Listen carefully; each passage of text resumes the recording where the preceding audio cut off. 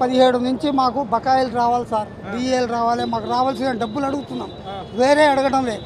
మాకు ఆ తార్నాక హాస్పిటల్కు మాకు ఫ్రీ ట్రీట్మెంట్ మా తార్నాక హాస్పిటల్లో, అది కూడా మాకు 2 నెలల మందులు ఇచ్చేవాళ్ళు ఇదివరకు.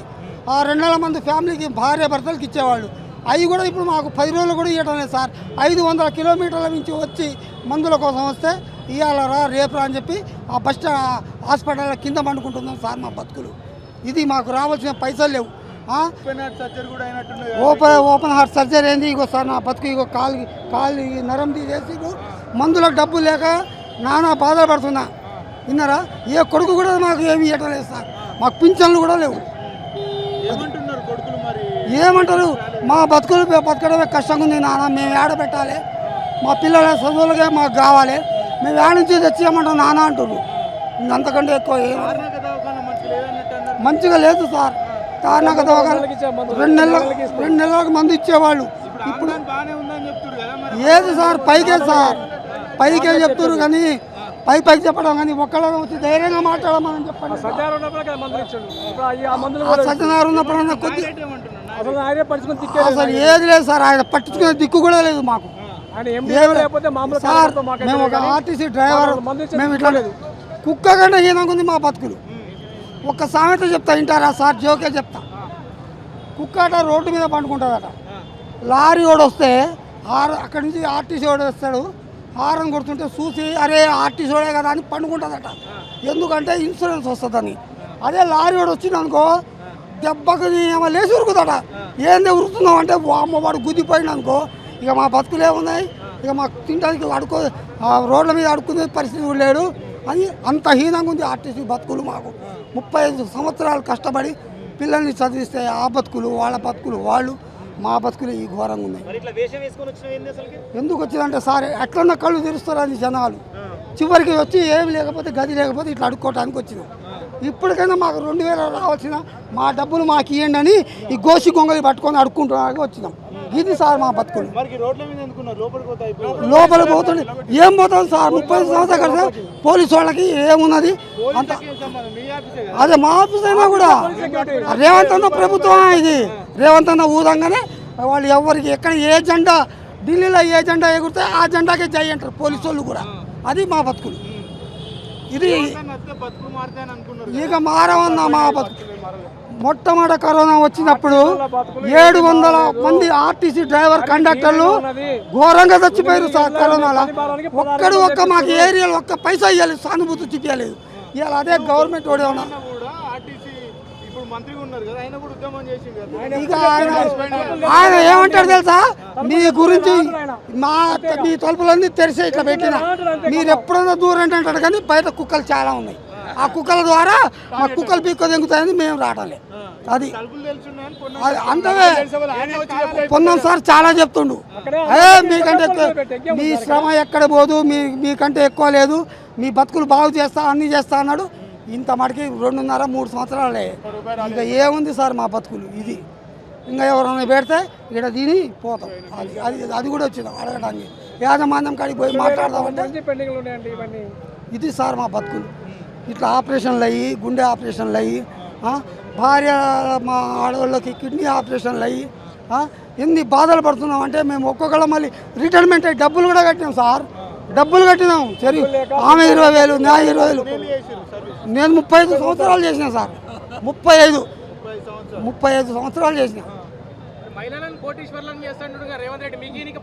అబ్బబ్బబ్బా అందరి చాలా మంచి మాట చెప్పి సార్ రేవంత్ రెడ్డి అందరినీ కోటీశ్వరులు చేసిండు, మమ్మల్ని మాత్రం పకీరోళం చేసిండు, మమ్మల్ని పకీరోళం చేసిండు.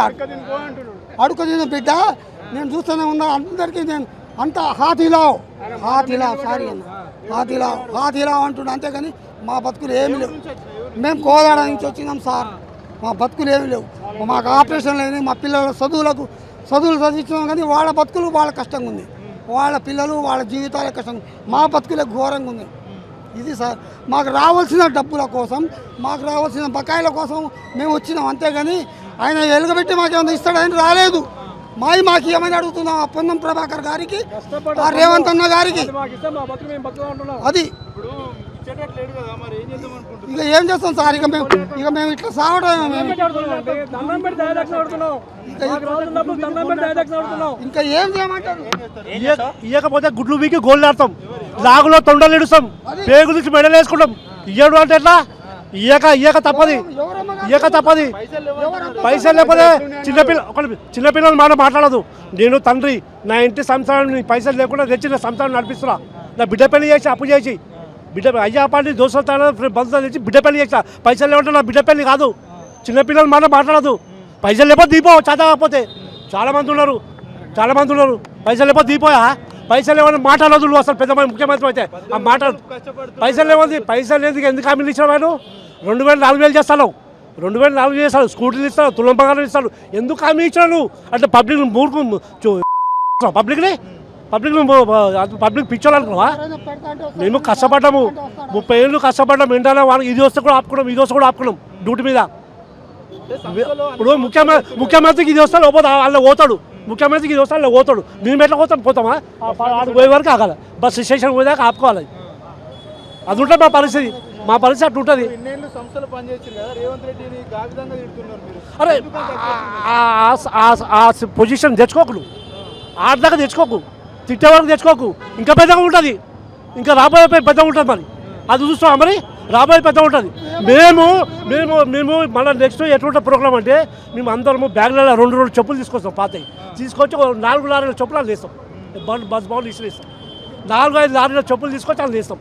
రాబోయే రోజుల్లో ఇది గుర్తుపెట్టుకోండి. రాష్ట్రంలో వయసు ఉన్న వాళ్ళు ఉద్యమాలు చేస్తేనే ముఖ్యమంత్రి ఇంటలేడు. మీరు చేస్తుంటాడా? మీరు వయసు అయిపోయిన మేము వయసు అయిపోయినా కానీ మా విధానాలు వేరు ఉంటాయి. ముఖ్యమంత్రి దింపుతాం, ముఖ్యమంత్రిని దిగొచ్చేట్లాగా చేస్తాం. మేము ముఖ్యమంత్రి దిగొచ్చి మా బకాయిలు వచ్చేదాకా మేము పోరాటం చేస్తూ ఉంటాం. ఏం చేస్తావు? ఇవ్వకపోతే చూద్దాం, ఎంతవరకు అది అంతవరకు. ఇవ్వకపోతే మేము అసలు విశ్రాంతి ఉద్యోగులతో ధర్నా చేసే పద్ధతి చాలా పెద్ద తప్పది. అది మూర్ఖత్వం. విశ్రాంతి ఉద్యోగులతో దేవుడితో సమానం. విశ్రాంతి ఉద్యోగులు చిన్న పాపలు, విశ్రాంతి ఉద్యోగులు చిన్న పాప దేవునితో సమానం. వాళ్ళతో నువ్వు చెలగాట మాట్లాడు. నువ్వు ఎంతనయా 2% ఓట్లతో గెలిచినాను, 2% ఓట్లతో గెలిచినాను. మేము దాచుకుంటే నువ్వు ఇంటికి పోతావు ఇంటికి పక్క రాసి పెట్టుకో. అవును మరి ఆయన గుడ్లు విక్తాడు, గుడ్లు విక్కి గొల్లాడతాడు, పేగులు వేసుకుంటాడు. ఆయన లాగులో తొండలు ఇచ్చాడు. మేము ఎలుకలు తెలుస్తాము, లాగులా ప్యాంట్లో ఎలుకలు వదులుతాం. ఎలుకలు ఎవరికో వదులుతాం. మేము మాది ఎన్నికలు అది చేస్తాం, పైసలు లేకపోతే అంతే చేస్తాం. ఆర్టీసీ రిటైర్ కార్మికులు ఇప్పటి వరకు కూడా శాంతియుతంగా ప్రొటెస్ట్ చేశారు. కానీ యాజమాన్యం నుంచి ఎలాంటి స్పందన లేకపోవడంతో వాళ్ళంతా కూడా రోడ్ల మీదకి ఎక్కి ఆర్టీసీ బస్సును అడ్డుకునేటువంటి ప్రయత్నం కూడా చేస్తున్నటువంటి పరిస్థితి కనబడతా ఉంది. పోలీసులు కూడా పెద్ద ఎత్తున వాళ్ళని అడ్డుకునే ప్రయత్నం చేస్తూ ఉన్నారు. చాలా పెద్ద ఎత్తున కూడా కార్మికులు బస్సును అడ్డుకొని వాళ్ళని నిరసన తెలియజేస్తున్నటువంటి పరిస్థితి కనబడతా ఉంది. ఏదైతే ఆర్టీసీ రిటైర్ కార్మికులకు సంబంధించి చాలా అంశాలతో కూడుకున్నటువంటి డిమాండ్స్ ఉన్నాయి. ఆ డిమాండ్స్ అన్నిటి కూడా నెరవేర్చాలంటూ కూడా వాళ్ళు ప్రొటెస్ట్ చేస్తూ ఉన్నారు. ఆర్టీసీకి సంబంధించినటువంటి బస్సులను కూడా అడ్డుకునేటువంటి పరిస్థితి కూడా కనబడతా ఉంది. పోలీసులు కూడా వారిని అడ్డుకునే ప్రయత్నం కూడా చేస్తూ ఉన్నారు. ఒకసారి విజువల్స్లో చూడొచ్చు. ఆర్టీసీకి సంబంధించినటువంటి కార్మికులు వాళ్ళకు సంబంధించినటువంటి ఆర్టీసీ బస్సును అడ్డుకొని వాళ్ళంతా కూడా వాళ్ళ నిరసనను కూడా తెలుపుతున్నటువంటి పరిస్థితులు కూడా కనబడతా ఉన్నాయి. చాలా పెద్ద ఎత్తున ఇప్పటికే వేల సంఖ్యలో ఆర్టీసీ రిటైర్ కార్మికులు బస్ భవన్ వద్ద చేరుకొని వాళ్ళంతా కూడా నిరసన తెలియజేస్తూ ఉన్నారు. మరోపక్క చూసుకుంటే పోలీసులు కూడా భారీగా మోహరించి వాళ్ళని అడ్డుకునే ప్రయత్నం చేస్తూ ఉన్నారు. ఇక్కడ మొత్తం కూడా హైటెన్షన్ వాతావరణం కొనసాగుతుందని కూడా మనం చెప్పుకోవచ్చు. చాలా పెద్ద ఎత్తున కూడా ప్రభుత్వానికి కావచ్చు, ఇటు ఆర్టీసీ సంబంధించినటువంటి యాజమాన్యాన్ని కూడా సవాల్ చేస్తూ వాళ్ళంతా కూడా నినాదాలు చేస్తున్నటువంటి పరిస్థితి కనబడతా ఉంది. అనేక సందర్భాల్లో వాళ్ళకు సంబంధించిన ఆర్టీసీ రిటైర్ కార్మికులకు సంబంధించినటువంటి ఏదైతే డిమాండ్స్ ఉన్నా కూడా కనీసం ప్రభుత్వం పట్టించుకోవట్లేదంటూ కూడా చెప్తున్నటువంటి పరిస్థితి కనబడతా ఉంది. పోలీసులు కూడా చాలా పెద్ద ఎత్తున కూడా ఇక్కడ మోహరించి వాళ్ళని అడ్డుకునే ప్రయత్నం చేస్తూ ఉన్నారు. ఏదైతే ఆర్టీసీకి సంబంధించినటువంటి బస్సులను కావచ్చు, అదేవిధంగా ఈ రోడ్డు వైపు వెళ్తున్నటువంటి వెహికల్స్లను కూడా అడ్డుకొని వాళ్ళంతా కూడా ప్రభుత్వానికి వ్యతిరేకంగా నినాదాలు చేస్తూ ఉన్నారు. ఏదైతే పెండింగ్ బకాయిలు కావచ్చు, అదేవిధంగా వాళ్ళకి సంబంధించినటువంటి ఇతర డిమాండ్స్ కూడా ఉన్నట్టు కూడా ఆర్టీసీ రిటైర్ కార్మికులు చెప్తా ఉన్నారు. చాలా పెద్ద ఎత్తున వేల సంఖ్యలో ఆర్టీసీ రిటైర్ కార్మికులు బస్ భవన్ చేరుకొని వాళ్ళంతా కూడా ప్రొటెస్ట్ చేస్తూ ఉన్నారు. ఇప్పటి వరకు శాంతియుతంగా మేము ప్రొటెస్టులు చేసాం కానీ ప్రభుత్వం నుంచి ఎలాంటి స్పందన లేదు. అందుకనే కూడా ఏదైతే మరి మా ప్రొటెస్ట్ ఉందో ఇంకొద్దిగా మేము ఇంకో తీవ్రతగా చేస్తామంటూ కూడా ఆర్టీసీ కార్మికులు రిటైర్ కార్మికులు చెప్తున్నటువంటి వారి పరిస్థితి కనబడతాం. చూడొచ్చు విజువల్స్లో పోలీసులు కూడా వారిని వారించేందుకు ప్రయత్నిస్తూ ఉన్నారు. కానీ రిటైర్ అయినటువంటి ఆర్టీసీ ఉద్యోగస్తులు ఎక్కడ కూడా తగ్గకుండా వాళ్ళంతా కూడా పెద్ద ఎత్తున రోడ్ల మీదకి చేరుకొని పోలీసులను సైతం కూడా మరి నెట్టివేస్తూ వాళ్ళ యొక్క ఉన్నటువంటి ప్రొటెస్ట్ను తీవ్రంతరం చేసేటువంటి పరిస్థితి కూడా కనబడతా ఉంది. ఏదైతే ఆర్టీసీ కార్మికులు కూడా కొంతమంది ఉన్నారు, వారితో కూడా మాట్లాడించే ప్రయత్నం చేద్దాం. వాళ్ళకి సంబంధించిన డిమాండ్స్ కూడా మరి నెరవేర్చలేదంటూ కూడా చెప్తున్నటువంటి పరిస్థితి కనబడతా ఉంది. ఏదైతే దారి వెంబడి కూడా బస్సును అడ్డగించే ప్రయత్నం చేస్తూ ఉన్నారు. అనేక సందర్భాల్లో ప్రభుత్వానికి రిప్రజెంటేషన్ ఇచ్చాం. అదేవిధంగా ఆర్టీసీ సంబంధించినటువంటి యజమాన్యాన్ని చెప్పినా కూడా కనీసం స్పందించట్లేదంటూ కూడా వాళ్ళంతా చెప్తూ ఉన్నారు. ఆర్టీసీ ఒకవైపు లాభాల్లో ఉంది అంటూ చెప్తూనే మరోవైపు నష్టాలు ఉన్నాయంటూ కూడా మాతో చెప్తున్నటువంటి పరిస్థితి అంటూ కూడా చెప్తున్నటువంటి పరిస్థితి కనబడతా ఉంది. కేఎల్ నారాయణ, రాష్ట్ర ఉపాధ్యక్షుడిని. ఏదైతే ఈరోజు ఈ ధర్నా ఇక్కడ కార్యక్రమం జరగడానికి ప్రధాన కారణం ఆర్టీసీలో నెలకొన్న ఈ సమస్యల గురించి. ప్రధానంగా 2017లో జరగాల్సిన పిఆర్సీ 2025లో చేసింది ఈ ప్రభుత్వం వచ్చిన తర్వాత. వాటి ఏరియర్స్ సర్వీసులు ఉన్న వాళ్ళకి అన్నీ సమకూర్చరు, కానీ రిటైర్మెంట్ అయిన వారికి ఇవి ఏలా లబ్ధి చేకూరటానికి వాళ్ళు అది చేస్తలేరు. కాబట్టి ఈ వృద్ధులు ఇంతమంది ఈరోజు ఇక్కడ జమ అయినారంటే ఎంత ఆఖరితో ఉన్నారు అనేది ఒకసారి మీరు ఆలోచించండి. ఎందుకనంటే ప్రధానంగా వీళ్ళకు రావాల్సినవి 2013 పిఆర్సీ జరిగినప్పుడు బర్కత్పుర పిఎఫ్ ఆఫీస్కు ఈ ఈపీఎస్ 95 ఈ కాంట్రిబ్యూషన్ ఏరియాస్ పంపలేదు. అవి కూడా త్వరగా పంపించాలని 2017 పిఆర్సీ తొందరగానే బకాయిలు చెల్లించాలని, అలాగే 2021 బకాయిలు కూడా త్వరగా చెల్లించాలని. ఎందుకంటే మా ఆర్టీసీ కార్మికులకు పెన్షన్ సౌకర్యం లేదు కాబట్టి అందరికీ ఈ ప్రభుత్వ సంక్షేమ పథకాలు చెందేలాగా ఈ మన ఏదైతే ఫుడ్ కార్డు ఉన్నదో అది కానీ ఆసరా పెన్షన్ కానీ ప్రభుత్వ సంక్షేమ పథకాలన్నీ వర్తించేలాగా ప్రభుత్వం చొరవ తీసుకొని మాకు ఆర్టీసీ రిటైర్డ్ కార్మికులకు న్యాయం చేకూర్చాలని కోరుతున్నాం మీ ద్వారా. నిత్యం బస్ భవన్ ముందట ఆర్టీసీ రిటైర్ కార్మికులు వాళ్ళ ఆవేదనను వెళ్ళబుస్తున్నటువంటి పరిస్థితి కనబడతా ఉంది. వాళ్ళకు రావాల్సినటువంటి బకాయిలు వెంటనే విడుదల చేయాలంటూ కూడా వాళ్ళంతా కూడా పెద్ద ఎత్తున ఇటు ఆర్టీసీని కావచ్చు, మరోవైపు ప్రభుత్వాన్ని కావచ్చు డిమాండ్ చేస్తున్నటువంటి పరిస్థితి కనబడుతుంది. ప్రస్తుతం మనతో పాటు రిటైర్డ్ ఆర్టీసీ కార్మికులు ఉన్నారు, మాట్లాడించే ప్రయత్నం చేద్దాం. చెప్పండి, అనేక సందర్భాల్లో బస్ భవన్కి వచ్చి మీరు మీ ఆవేదన అంతా కూడా ప్రభుత్వానికి ఆర్టీసీకి చెప్పారు. కానీ ప్రభుత్వం కావచ్చు, ఆర్టీసీ యాజమాన్యం కావచ్చు, మీ పక్షాన్ని ఇప్పటివరకు కూడా ఆలోచించినటువంటి దాఖలాలు ఎక్కడ కూడా కనబడట్లేదు. మీరు అడిగేది కూడా మీకు రావాల్సినటువంటి డబ్బులే అడుగుతూ ఉన్నారు. ప్రభుత్వం నుంచి సౌకర్యాలు కావచ్చు, సదుపాయాలు కావచ్చు, ఇవి కూడా డిమాండ్ చేయట్లేదు. కానీ ప్రభుత్వం ఎందుకు మీకు ఇవ్వాల్సినటువంటి డబ్బులు ఇవ్వడానికి ఇంత నిర్లక్ష్యం చేస్తుంది అనుకోవచ్చు? ప్రభుత్వము నిబద్ధతగా పనిచేస్తుందని చెప్పారు, నిర్లక్ష్యం పెరిగిస్తారు. ఆర్టీసీ వాళ్ళ దిక్కలేదు నిర్లక్ష్యం చేస్తారు. అందరికి ఇస్తున్నారు. ఇందిరమ్మ పథకం అంటాడు, తెల్ల రేషన్ కార్డులు అంటారు. మళ్ళీ మాకెందుకు ఇవ్వడు? మాకు అందరికంటే జీతాలు తక్కువ, పెన్షన్ లేదు. ఆ పిఎఫ్ పైసలు కూడా 2013 నుంచి రావాలి, అవన్నీ ఆపేశాడు. 17th పిఆర్సీ రావాలి. ఆ పిఆర్సీ అన్నీ కలిపితే మాకు 3,000 వచ్చేది, 6,000, 10,000, 12,000 వస్తుంది. మేము రేవంత్ రెడ్డి గారికి ముఖ్యంగా దండం పెట్టి చెప్తున్నాము, మీరు మాకు మాట ఇచ్చారు, మీరు నిన్న కూడా చెప్పారు మేము మాట మీద నిలబడతామని. మీరు మాట మీద నిలబడాలి. ఆ నిలబడతాం, మాకు ఈ రోడ్ల మీద రానేరాం. మేము ఎందుకు వస్తున్నాం? మీరు మాట మీద ఉన్నారు కాబట్టి వస్తున్నాం. అది మా ముఖ్యమైన విషయం కలుపుకొని తెలుసుకోవాలి. మీరు అందరికీ ఇస్తున్నారు, మాకెందుకు ఇవ్వరు? మేము అందరం 8 గంటలు పనిచేస్తే 12-16 గంటలు పనిచేసినాం. అట్లాంటప్పుడు మాకు ఎక్కువ ఇవ్వాలి పైసలు, మేము బోనస్లు కూడా ఇవ్వాలి. మాకు సర్వీస్లో ఉన్నప్పుడు మీరంతా కూడా బొక్కలు అరిగే విధంగా పనిచేసారు. సర్వీస్ అనంతరం రిటైర్మెంట్ అయినాక మీరందరూ కూడా చాలా విశ్రాంత జీవితాన్ని గడుపుదామని మీరందరూ కూడా అనుకున్నారు. కానీ ఈ డబ్బులు రాకపోవడం వల్ల మీరంతా కూడా మళ్ళీ రోడ్ల మీదకి ఎక్కి ధర్నాలు, రాస్తారోకలు, నిరసనలు ఇవన్నీ కూడా చేస్తూ ఉన్నారు కదా. మీ ఫ్యామిలీ మెంబర్స్ అంతా కూడా ఇబ్బంది పడట్లేదు, ఆవేదన వ్యక్తం చేయట్లేదు? వాళ్ళు కూడా చేస్తున్నారు. వాళ్ళు తిండి లేక తిప్పలు లేక రోడ్ల మీద తిరుగుతున్నారు. మాతో పాటు వస్తున్నారు. వాళ్ళు కూడా వచ్చిన వాళ్ళకు రేవంత్ రెడ్డి గారు స్పందన లేదు. దీనికి కారణమే రేవంత్ రెడ్డి గారు చెప్పాలి. మీకు ఎందుకు ఇవ్వము డబ్బులని మాకు కూడా చెప్పాలి. మీ మీడియా వాళ్ళు కూడా పోయి అడగాలి వాళ్ళకి ఎందుకు ఇవ్వట్లేరని. అంటే చాలా వరకు కూడా మీ ఇంట్లో ఒక హోప్ ఉంటుంది, రిటైర్మెంట్ అయ్యాక డబ్బులు వస్తే వాటితోటి ఒక ఇల్లు కట్టుకుందామనో లేకపోతే పిల్లల పెళ్లిళ్ళు చేద్దామనో చాలా వరకు కలలు అంటారు. అవన్నీ కూడా అడయాసలు అయ్యేటువంటి పరిస్థితి ఏమన్నా కనబడతా ఉందా?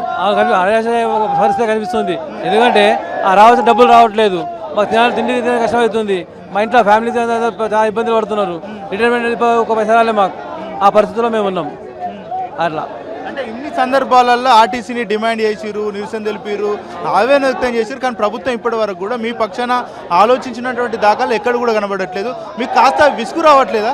విసుకొస్తుంది. ఏమి మా డబ్బులు రావాలని ఆశతో మేము పనులు చేస్తున్నాం ఇవన్నీ. ఇక డ్యూటీ చేసుకుందామని డ్యూటీ చేసుకున్నాం, మాకు టైం దొరకలేదు. అందుకే ఇక్కడ వచ్చి ర్యాలీ తీస్తున్నాం, ఇవన్నీ చేస్తున్నాం, ఈ కార్యక్రమాన్ని చేపట్టినాం అనమాట. మీరు ఎన్ని సంవత్సరాలు చేశారు సర్వీస్? మేము 32 సంవత్సరాలు చేసినాం సార్. 32 సంవత్సరాలు చేసినాక ఇప్పుడు నేను 2022లో రిటైర్డ్ అయినా. ఇప్పటికీ 6 సంవత్సరాలు అవుతుంది. ఇంతవరకు పైసలు రాలేదు.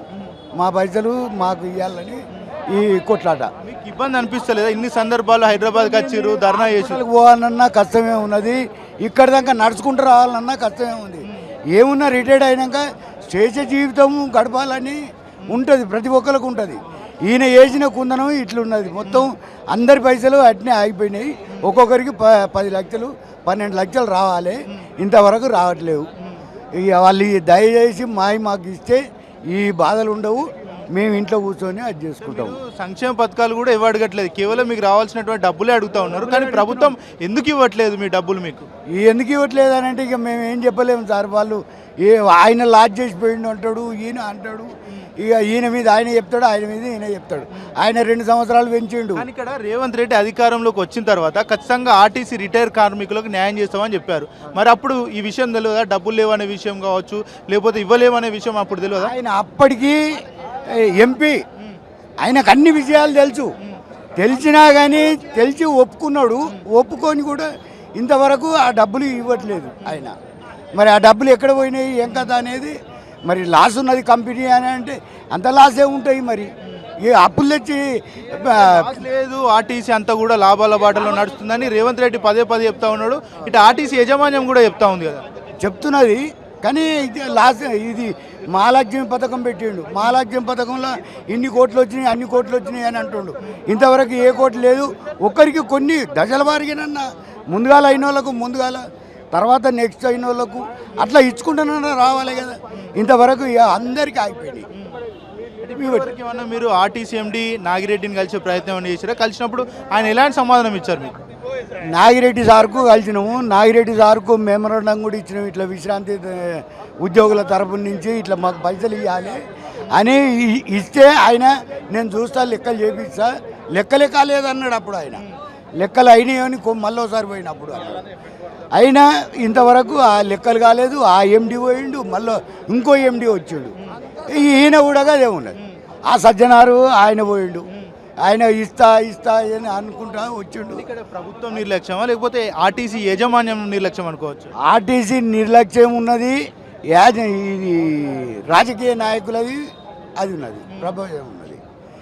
వీళ్ళదంటే అది అవుతున్నాయి మొత్తం. చాలా మంది రాష్ట్రంలో ఈ బెనిఫిట్స్ డబ్బులు రిలీజ్ కాక అవస్థలు పడతా ఉన్నారు. కొంతమంది అయితే హార్ట్ అటాక్లు కూడా వచ్చి చనిపోయినటువంటి పరిస్థితులు కూడా ఉన్నాయి. ఆ హార్ట్ అటాక్లు వచ్చినప్పుడు మీకు ఎలా అనిపించింది మీకు ఆ సమయం? మాకు ఇప్పుడు మా దాంట్లో కూడా ఈ పైసలు లేక హాస్పిటల్కి పోవాలన్నా, ఆపరేషన్లు చేయించుకోవాలన్నా కానీ చాలా బాధలు ఉన్నాయి. ఎవరు చేసే దిక్కు లేదు. ఆ హాస్పిటల్ ఉంటుంది, హాస్పిటల్ కూడా ఏం పనికిరాదు అది. వాళ్ళు బయటికి రాయమనంటే రిటైర్మెంట్ అని పక్కకు పెడతారు. వాళ్ళు అది వేయరు. మేము చూయించుకోవాలంటే మా డబ్బులు మా కట్ అయిన పైసలే ఇవ్వమంటున్నాం. వీళ్ళనేమి ఎక్స్ట్రా పైసలు ఇవ్వమంటలేము. ఏదో గొంతమ్మ కోరికలు కోరతలేము మేము.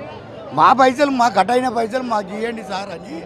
దాని గురించే ఇంతమంది ఇంత నిర్లక్ష్యంగా మమ్మల్ని చూస్తున్నారు రోడ్డు మీద పాడేసి. రైట్, ఇది పరిస్థితి. ఏదైతే రిటైర్ అయినటువంటి కార్మికులంతా కూడా పెద్ద ఎత్తున బస్ భవన్కు చేరుకున్నారు. అదేవిధంగా మేము కేవలం మాకు రావాల్సినటువంటి డబ్బులే ఇవ్వమని అడుగుతూ ఉన్నాం తప్ప ప్రభుత్వానికి సంక్షేమ పథకాలు కావచ్చు, లేకుంటే ఇంకా వేరే ఏం అడగట్లేదు. కేవలం మాకు రావాల్సినటువంటి బెనిఫిట్స్ మీద మాత్రమే మేము ఫైట్ చేస్తూ ఉన్నామంటూ కూడా ఆర్టీసీ కార్మికులు చెప్తా ఉన్నారు. మరోపక్క చూసుకుంటే ఆర్టీసీ కార్మికులంతా కూడా మేము 30-40 సంవత్సరాలుగా మా బొక్కలు అరిగేలా ఆర్టీసీ కోసం కష్టపడ్డాం.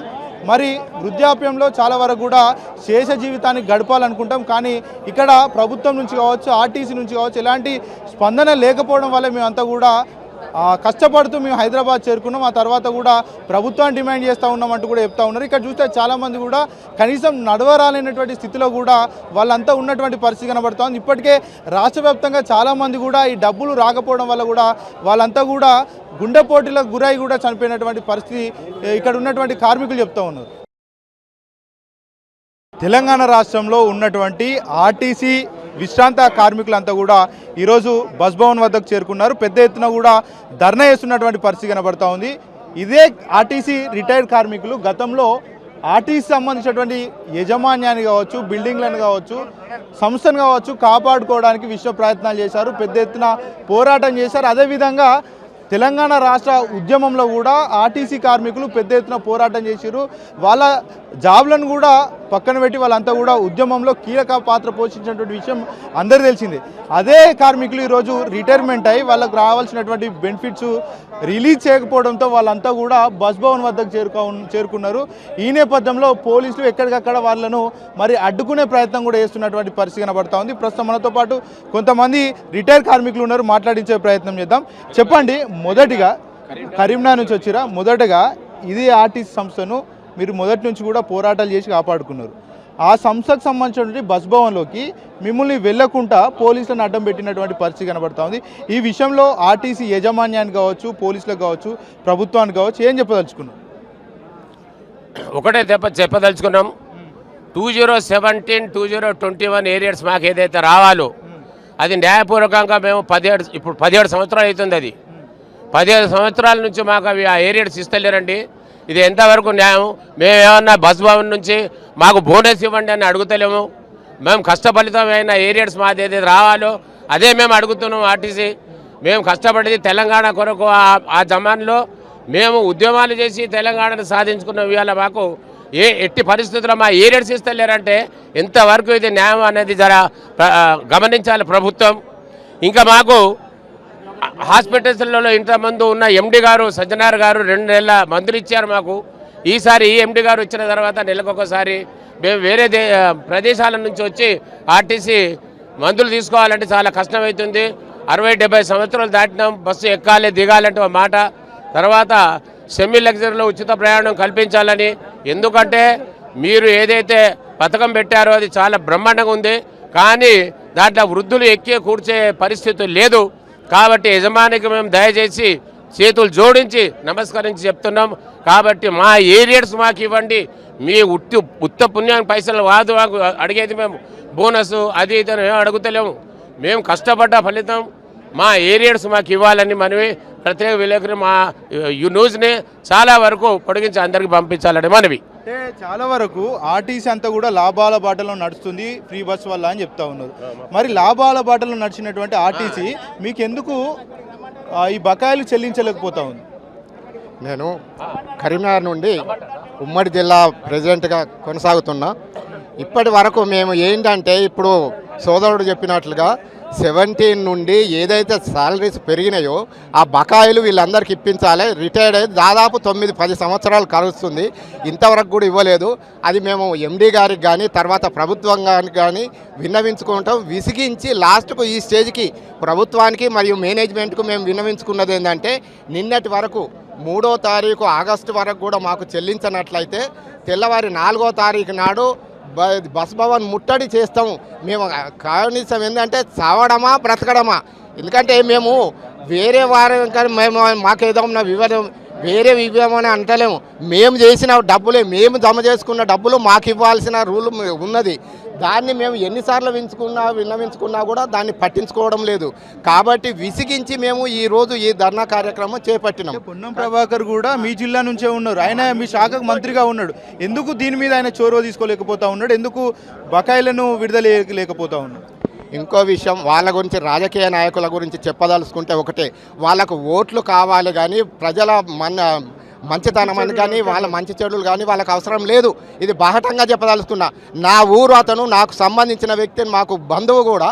కానీ మేము చెప్తే ఈ రోజు ఎట్లున్నదంటే తనకు ఓట్ల అవసరం ఉన్నప్పుడు దండం పెట్టి ఇంటింటికి వచ్చి దండం పెట్టి ఓట్లు ఆడుకున్నాడు. కానీ ఇప్పుడు మాత్రం మా బాధలు చెప్పుకుంటే మాట ఇంకో విషయం, అతను తెలియని విషయం ఏంటంటే అతనికే తెలియదు. మినిస్టర్, రవాణా శాఖ మినిస్టర్ అయ్యుండి కూడా తనకు తెలియని విషయం ఏంటంటే మేమందరం ఇన్ని రోజులుగా 17 బకాయిలు చెల్లించడం లేదు మాకంటే మేము చెల్లించడం అంటుండు. అంటే అతనికి కూడా తెలియదు అన్నట్టు. ఈ ఆర్టీసీ వాళ్ళు ఈ 17 నుంచి ఇంతవరకు పెరిగిన బకాయిలు, వాళ్ళకి ఇవ్వాల్సిన బకాయిలు ఇవ్వలేదనే విషయం రవాణా శాఖ మంత్రికే తెలియదంటే ఇక అంతకంటే మేము ఏం చెప్పుకోగలుగుతాం? గతంలో ఇదే మంత్రి పొన్నం ప్రభాకర్ ప్రతిపక్షంలో ఉన్నప్పుడు మీ కరీంనగర్ డిపోలో కూడా అనేక సందర్భాల్లో నిరసన చేసిండు, ధర్నాలో పాల్గొన్నాడు, మీకు మద్దతు కూడా తెలిపిండు. మరి ఇప్పుడు అధికారంలో ఉన్నాడు, దట్టు ఈ శాఖకు మంత్రిగా విధులు నిర్వర్తిస్తూ ఉన్నాడు. ఎందుకు ఈ అంశంలో పెద్దగా పట్టించుకోవట్లేదు? ఎందుకు మిమ్మల్ని ఇంత నిర్లక్ష్యం చేస్తున్నాడు అనుకోవచ్చు? వారికి ఏందంటే పేరుకే రవాణా శాఖ మంత్రి, ఏ మంత్రి కానీ ముఖ్యమంత్రి గారు ఇక్కడ కాలు పెట్టమంటే పెట్టాలి, తీయమంటే తీయాలి, అంతకు తప్ప వాళ్ళకు ఏమి లేదు. వాళ్ళకి అసలు అధికారమే లేదు. చెప్పుకోవడానికే, బోర్డులు పెట్టుకోవడానికే మంత్రిత్వం తప్ప వాళ్ళకి ఏ అధికారం లేదని అర్థమవుతుంది. ఎందుకు అనంటే మా బాధలు చెప్పుకుంటాం. మేము మినిస్టర్ గారు ముఖ్యమంత్రి దగ్గరికి పోవడానికి మాకు అవకాశం కల్పించమంటే కూడా ఇంతవరకు కల్పించలేదు. అంటే అతని శక్తి ఎంతుందో అర్థమవుతుంది మాకు. ఏంటంటే చెప్పుకోవడానికి తప్ప చేయడానికి ఏమి లేదు అనేది అర్థమవుతుంది. కాబట్టి మేము ప్రభుత్వానికి కానీ మా మేనేజ్మెంట్కి కానీ వినవించుకునేది ఏంటంటే మా బకాయిలు మేము ఏదైతే మేము కష్టపడి సంపాదించుకొని జమ చేసిన డబ్బులే మాకు ఇవ్వకపోతే ఏం చేస్తారు? ఇంకోటి, వాళ్ళు మంత్రులు ఎక్కడైనా కూడా మిర్చింగులు పెట్టిన కాడ ఏమనంటే ఆర్టీసీ చాలా పైకి వచ్చింది, 1000 కోట్ల లాభాలు ఉంది, 100 కోట్ల లాభాలు. మరి లాభాలు ఉన్నట్టు ఆ లాభాలు ఏం చేస్తున్నారు? వీళ్ళు ఇండ్లకి పోతున్నాయా, లేకపోతే మేనేజ్మెంట్ ఎండి గారి ఇండ్లకి పోతున్నాయా? ఎక్కడ పోతున్నాయి? మరి మా పైసలు మాకు ఇవ్వమంటున్నాం తప్ప వేరే వాళ్ళ డబ్బులు మాకు ఇవ్వమని అంటలేం కదా. మరి ఎక్కడ పోతున్నాయి ఈ లాభాలు అనేది మేము ప్రశ్నించదలుచుకున్నాం మీ ద్వారా. రైట్, మనతో పాటు హుజరాబాద్ డిపోకు సంబంధించినటువంటి రిటైర్ కార్మికులు ఉన్నారు, వారితో కూడా మాట్లాడించే ప్రయత్నం చేద్దాం. చెప్పండి, ప్రత్యేక రాష్ట్రం కోసం మీరు చాలా వరకు ఫైట్ చేసారు, అదేవిధంగా సంస్థను కాపాడడానికి కూడా అనేక ప్రయత్నాలు చేశారు, సంస్థను కాపాడుకున్నారు. మీకు సంస్థకు సంబంధించినటువంటి బస్ భవన్లోకే మీకు ఎంట్రీ పూల్ లేదు, రోడ్డు మీద నిల్చొని నిరసన వ్యక్తం చేస్తున్నటువంటి పరిస్థితి కనబడతా ఉంది. ఈ విషయంలో ఏం చెప్పదలుచుకున్నారు? అయ్యా రేవంత్ రెడ్డి గారు, ఎండి నాగిరెడ్డి గారు, మేము బస్సు భవన్ అడుగుతలేము, గొంతమ్మ కోరికలు కోరుతలేము. మాకు ఉండబడిన మాకు రావాల్సిన బకాయిలను మాత్రమే మేము అడుగుతాము. 2017, 21 పిఆర్సీలకు సంబంధించిన ఏరియర్స్ ఇప్పటి వరకు ఇవ్వలేదు. మరి చాలామంది కార్మికులు చనిపోతూ ఉన్నారు. మా ఉమ్మడి కరీంనగర్ జిల్లాలలో రన్నింగ్ కార్మికులు 2700 ఉంటే 5000 మంది రిటైర్ అయినండి. 5000 మంది ఈరోజు ఇక్కడికి ధర్నా కోసానికి వచ్చారు. మరి ముఖ్యమంత్రి గారికే కానీ, రవాణా శాఖ మంత్రికే కానీ, మరి ఎండి నాగిరెడ్డికే కానీ మరి కొద్దిగానైనా ప్రభుత్వం మీద మీకు ఏమాత్రం కార్మికుల మీద అభిమానమే కానీ ఏమాత్రం సింపతి ఉన్నా కూడా 24 గంటలల్లా మేము మహాలక్ష్మి స్కీముని అమలు చేసి సక్సెస్ చేసినాం. మరి 10,000 కోట్ల రూపాయల లాభాలు అంటున్నావు. మరి 10,000 కోట్లకి వెళ్ళి మాకు 1000 కోట్లు ఇస్తే మేమందరం వృద్ధులం అంతా మరి ఆనందంగా బతుకుతాం. మాకు రావాల్సిన బకాయిలు ఇస్తే మా పిల్ల పాపలతోటి మంచిగా సుఖశాంతులుగా ఉంటాం. మరి మీరు కూడా కేసీఆర్ లెక్కనే 17ది 21 ఇచ్చిండు, 21 నేను 23, 25 ఇచ్చిన, ఆయన బకాయిలు పెట్టిపోయినా అంటే కలవదు. మాకు రావాల్సిన బకాయిలు వచ్చేంత వరకు ఇదే బస్ భవన్ ముందట ఇక్కడే కూర్చుంటాం. మీరు ప్రకటన చేసేదాకా మేము విడిచిపెట్టిపోమని మీ ఛానల్ ద్వారా సందర్భాల్లో ప్రభుత్వం డిమాండ్ చేసిరు, ధర్నా చేసిరు ఇదే బస్ భవన్ ముందట. కానీ ప్రభుత్వం ఇప్పటి వరకు మీ పక్షాన్ని ఎక్కడ కూడా ఆలోచించినటువంటి పరిస్థితులు కనబడలేదు. ఇప్పుడు కొత్తగా ధర్నా చేస్తే ప్రభుత్వం ఏమైనా దిగచ్చేటువంటి పరిస్థితులు ఉంటాయంటారా? అయ్యా, మీకు ఓట్లు మాత్రమే కావాలి, సీట్లు కావాలి, కానీ కార్మికులను పట్టించుకునేటువంటి అవసరం మీకు లేదు. ఓట్లప్పుడు మాత్రమే పట్టించుకుంటారు. మీరు కేసీఆర్ లెక్క చేస్తే మాత్రం రేపు 2028 రానున్న కాలం లోపల మీకు కూడా తగిన బుద్ధి చెప్తాం. ఈ 1000 మంది కార్మికులు ఇక్కడ వచ్చిన కార్మికులే కాదు, మాకు సంబంధించినటువంటి కుటుంబాలు కానీ, మా రిలేషన్స్ కానీ, మరి మేమందరం బస్సులో కూడా ప్రతి ప్రయాణికుని ఇంట్లో చేరవేసేటట్టు మరి మేము ప్రచారం చేస్తాం. కాబట్టి ఓడగొట్టడం మీకు సాధ్యమవుతుందా? రేవంత్ రెడ్డి 117 స్థానాల్లో మేము భారీ విజయం సాధిస్తామని చెప్తా ఉన్నాం. రేవంత్ రెడ్డి హిట్లర్ కాదు, హిట్లర్ వస్తుంటోడే పోయిండు. ఈ ప్రభుత్వం లోపల, ఈ ప్రజాస్వామ్యం లోపల ఇందిరాగాంధీ ఓడిపోయింది, ఎందరో మహామహాలు ఓడిపోయినరు. మీరు లెక్క కాదు సార్.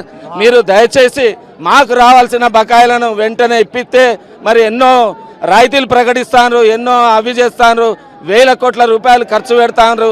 మరి మాకు ఒక 1000 కోట్లు ఇస్తే మేము అందరం ఆనందంగా జీవిస్తాం. మాకు ఏ జాగాలు అవసరం లేదు, ఏ బస్ భవన్ అవసరం లేదు. మా కార్మికులకు రావాల్సిన బకాయిలను వెంటనే ఇప్పిస్తే. సూపర్ లగ్జరీ బస్సులో కూడా భార్యాభర్తలు ఇద్దరికి ఉచిత ప్రయాణం కల్పించాలంటూ కూడా డిమాండ్ చేస్తాం.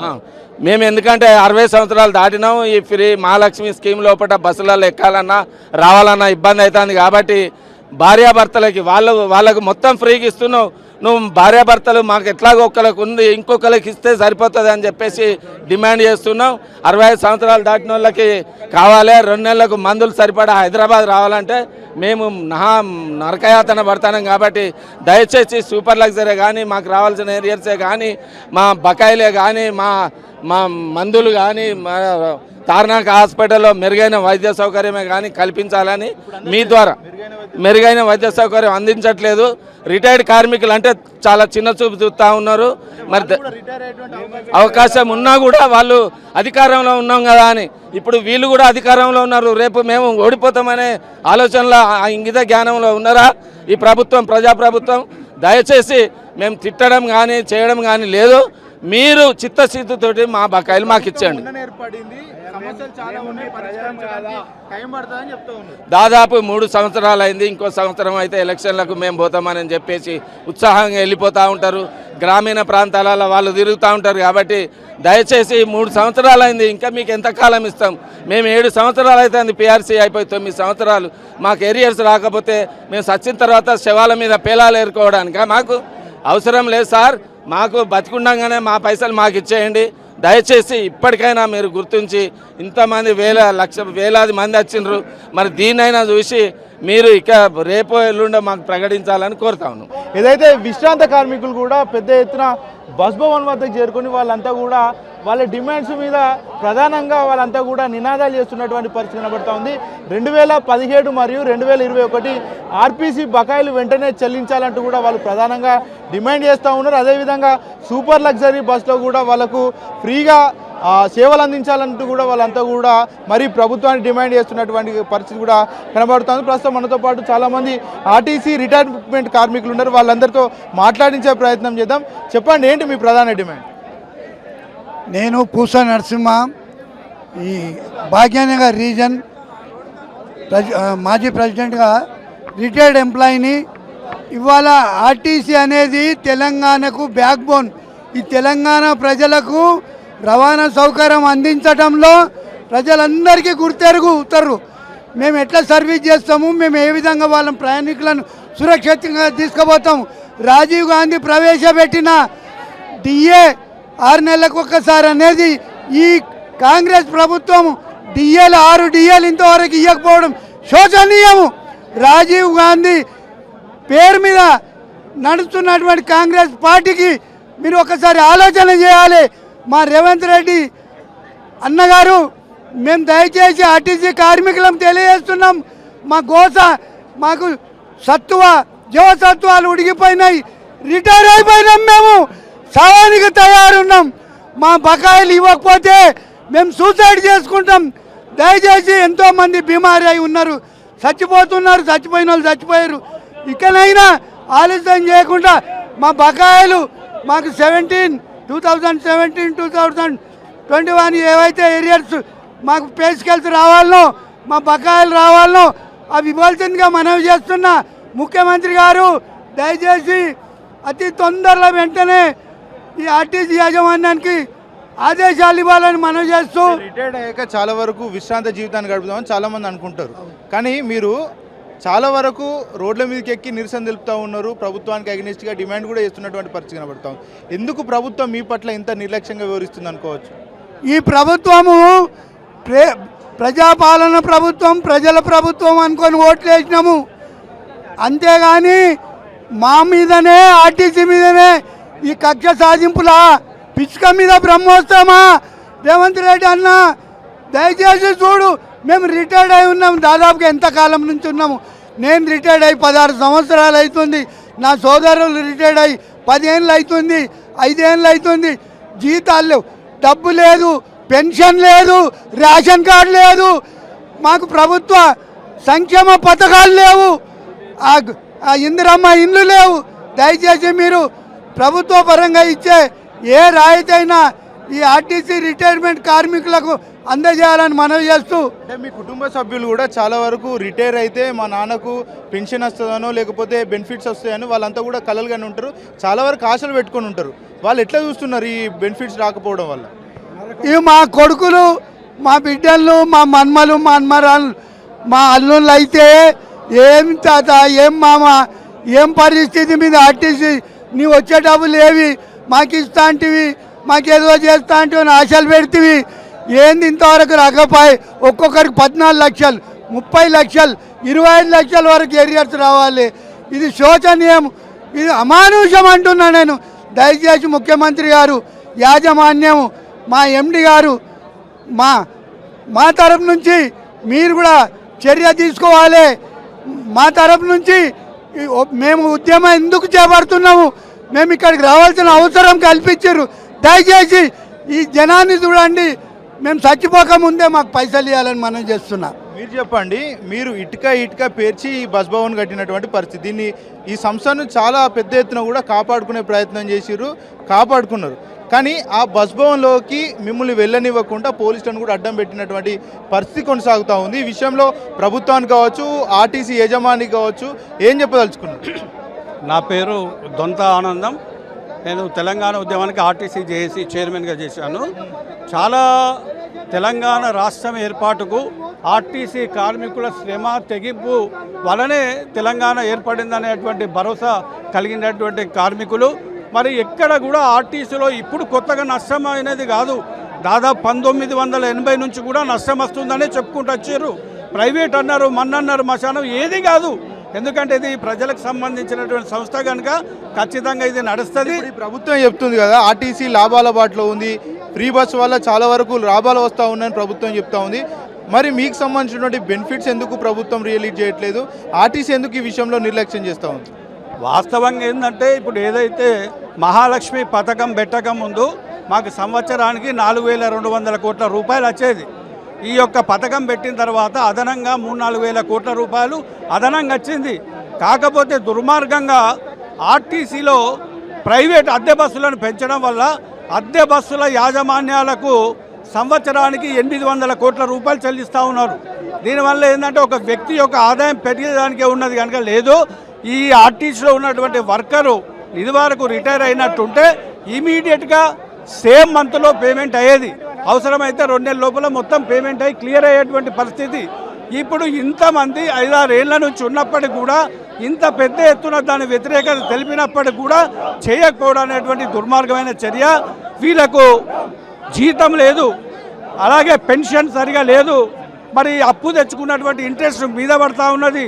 ఇమీడియట్గా రాష్ట్ర ప్రభుత్వము చొరవ తీసుకొని ఆర్టీసీ యాజమాన్యానికి డైరెక్షన్ ఇచ్చి పేమెంట్ చేసి వాళ్ళకున్న బాధను ఇమీడియట్గా తొలగించాలనేటటువంటిది కోరుతా ఉన్నాం. అలాగే సకల జనుల సమ్మెలో ఏదైతే ఉన్నదో మరి దానికి సంబంధించినటువంటి పేమెంట్ కూడా దాదాపు ఒక 4-5 వేల మందికి పేమెంట్ ఇవ్వకుండా ఆఫ్ చేసిండు. గ్రాట్యుటీ ఎక్సెస్ అని, గ్రాట్యుటీ ఎక్సెస్ అనేది తప్పు. గ్రాట్యుటీ యాక్టివ్ మేనేజ్మెంట్ సరి అటువంటి పద్ధతిలో చదువుకోలే, ఇంప్లిమెంట్ చేయలేదు.